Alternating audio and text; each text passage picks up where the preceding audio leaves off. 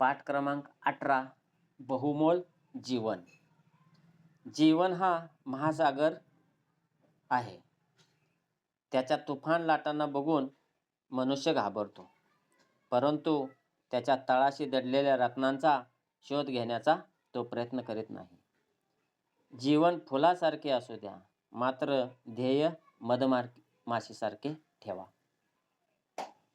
बहुमोल जीवन ही कविता रमण रणदिवे या कवीने लिहिलेली आहे. ते प्रसिद्ध कवी आहेत ऋतुफुलांचा, चंद्रमेंदीच्या खुणा, संप्रदार, काहूर, समर्पण हे त्यांनी लिहिलेले कविता संग्रह प्रसिद्ध आहेत.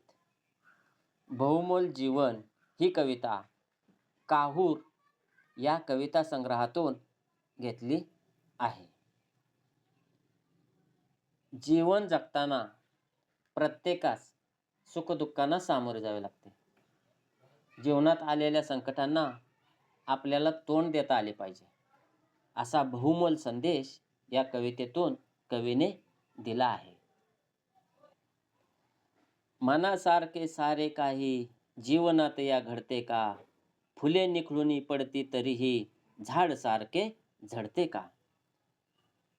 या मनुष्य जीवनामध्ये मनासारखे नेहमी घडत नसते.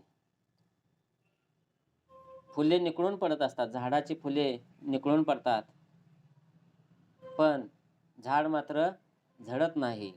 पुन्हा त्याला फुले येत असतात. दुःखाचे प्रसंग आले तरी नंतर सुखाचे प्रसंगही येत असतात. भोगावे लागते सकला जे येते वाट्याला, गुलाब बोटे मोडत नाही आसपासच्या काट्याला. सोसावे लागतात सर्वांना दुःख सोसावं लागतं. दुःख प्रत्येकाच्या वाट्याला येत असते. गुलाबाच्या बाजूला काटे असतात, म्हणून गुलाब त्या काट्यांना दोष देत नाही. काटे म्हणजे दुःखाची प्रतिमा आहे, गुलाब म्हणजे सुखाची प्रतिमा आहे. परंतु जरी दुःख असलं बाजूला तरी गुलाब त्या दुःखांना दोष देत बसत नाही, बोटे मोडत नाही. काटे देते म्हणून लतिका, मातीवरती चिडते का, मनासारखे सारे काही जीवनात या घडते का. काटे देते म्हणून लतिका. वेलीला काटेही लागतात, म्हणून ती मातीवर चिडते का वेल. नाही, वेल उगवते, मोठी होते, तिला काटे येतात, म्हणून ती मातीवरती चिडत नाही. तिला काटे नको असतात, फुलं हवी असतात लगेच, परंतु काटे आल्याशिवाय फुलं येत नाहीत, म्हणून ती मातीवरती चिडत नाही. मनासारखे सारे काही या जीवनात घडते का. प्रत्येकाच्या मनासारखे या जीवनामध्ये घडते का. वसंत येतो निघून जातो, ग्रीष्म जळतो धरणीला. ग्रीष्म जाळतो धरणीला. पुन्हा नेसते हिरवा शालू, पुन्हा नवे पण सृष्टीला. वसंत ऋतू येतो, पालवी फुटते, हिरवीगार झाडे होतात. सुरुवातीला झाडांची पानगळ होते, पानं सर्व निघून जातात. ग्रीष्म कडक उन्हाळा असतो, त्या दिवसामध्ये धरती अशी तापलेली असते. ग्रीष्म जाळतो धरणीला. खूप कडक ऊन झालेलं असतं, धरणी तापलेली असते, गरम झालेली असते. परंतु एवढं होऊन देखील पुन्हा नेसते हिरवा शालू, पुन्हा नवे पण सृष्टीला. पुन्हा देखील या झाडांना पालवी फुटते, झाडे हिरवीगार होतात. असे वाटते की धरतीने हिरवा शालू नेसलेला आहे आणि पुन्हा ह्या सृष्टीला नवे पण येते, नवीन सृष्टी आपणाला पाहायला मिळते. देह जळाला म्हणून धरणी एकसारखी रडते का, मनासारखे सारे काही जीवनात या घडते का. शरीर, देह म्हणजे शरीर, शरीर जळले म्हणून ही धरती सतत रडत बसते का? सतत रडते काय? सूर्याच्या किरणामुळे ग्रीष्ममध्ये सूर्याची किरणं पडतात, कडक पडतात आणि धरतीला वाटतं की आपला देह जळत आहे, जळत आहे. म्हणून ती रडत नाही, रडत बसत नाही. तर पुन्हा तिला पालवी दिसते. या पाऊस पडतो आणि परत हिरवीगार धरती होते.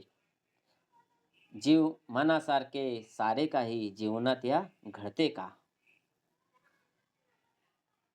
रोज नभाचे रंग बदलती, घन दाटूनी येतात तरी. निराश आशा पुन्हा नव्याने नक्षत्रे नेतात घरी. आकाशामध्ये रोज ढगांचे रंग बदलत असतात. कधी काळे, कधी पांढरे असे ढग येतात, कधी दाटून येतात, कधी दूर दूर असतात. रोज नभाचे रंग बदलतील. घन घन ढग ढग दाटून येतात. निराश आशा पुन्हा नव्याने नक्षत्रे नेतात घरी. जरी निराशा असली तरी आशा दिसते आणि पुन्हा नक्षत्र जे आहेत ती धरतीला पुन्हा आपल्या घरी घेऊन जातात. पुन्हा धरती हिरवीगार होते. औशेला पाहून पौर्णिमा नभात रुसून बसते का? औशेला पाहून पौर्णिमा नभात रुसून बसते का? मनासारखे सारे काही जीवनात या घडते का? औशेला अमावास्येच्या दिवशी पूर्ण रात्र असते, अंधार असतो, चंद्र दिसत नाही. अमावास्येच्या रात्रीच्या दिवशी चंद्र पूर्ण दिसतच नाही. पूर्णतः अंधार असतो, काळा किट्ट अंधार असतो. म्हणून पौर्णिमा नभामध्ये जाऊन रुसून बसते का? नाही. 15 दिवसानंतर पुन्हा पौर्णिमा येते. पुन्हा चंद्र पूर्ण दिसतो, पूर्ण उजेड दिसतो. सगळीकडे लख्ख प्रकाश असतो चंद्राचा. म्हणून मनासारखे सारे काही जीवनात घडते का?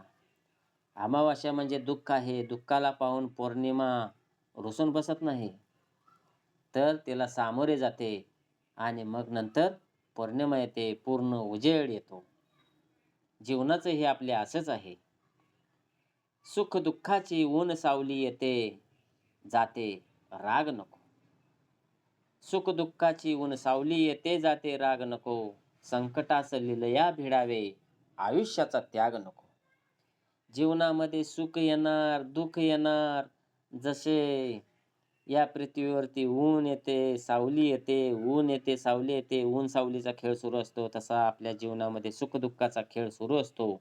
एकामागोमाग एक येत असतात, जात असतात. आपण रागावायला नको, राग धरायला नको. कारण संकटास लिलया भिडावे, येणाऱ्या संकटास सामोरे जावे.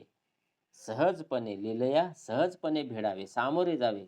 कोणतेही संकट असले तरीही आपण त्याच्या सामोरे गेलं पाहिजे. आयुष्याचा त्याग नको. आपल्या जीवनाचा त्याग करायचा नाही. जीवनाला दोष द्यायचा नाही. तर आपण काय केलं पाहिजे? येणाऱ्या संकटाला सामोरे गेलं पाहिजे. जीवन जगत असताना प्रत्येकास सुख दुःखाला सामोरं जावं लागते. बहुमोलाचे जीवन वेड्या कुणास बहुमोलाचे जीवन वेड्या कुणास फिरूनी मिळेल का? मनासारखे सारे काही जीवनात या घडते का? बहुमोलाचं जीवन आहे. हे जे जीवन आहे ते मौल्यवान आहे, खूप महत्त्वाचे आहे, खूप मोलाचे आहे. बहुमोलाचे मौल्यवान असे जीवन आपणाला मिळालेलं आहे. मानवी जीवन, मनुष्य जीवन. आणि हे जीवन कोणाला फिरून मिळेल का? पुन्हा मिळेल का नाही माहिती नाही. पुन्हा मनुष्य जीवन मिळणार नाही. बहुमोलाचे जीवन आहे हे. वेड्या कुणास फिरूनी मिळते का? मनासारखे सारी काही जीवनात या घडते का? जीवनात आलेल्या संकटांना आपणाला तोंड देता आलं पाहिजे. मनासारखी प्रत्येक गोष्ट घडत नसते. म्हणून आपण जीवनाचा त्रागा करता कामा नये. त्याच्यावरती रागाला येता कामा नये. आपण प्रत्येक येणाऱ्या संकटाला सामोरे गेले पाहिजे.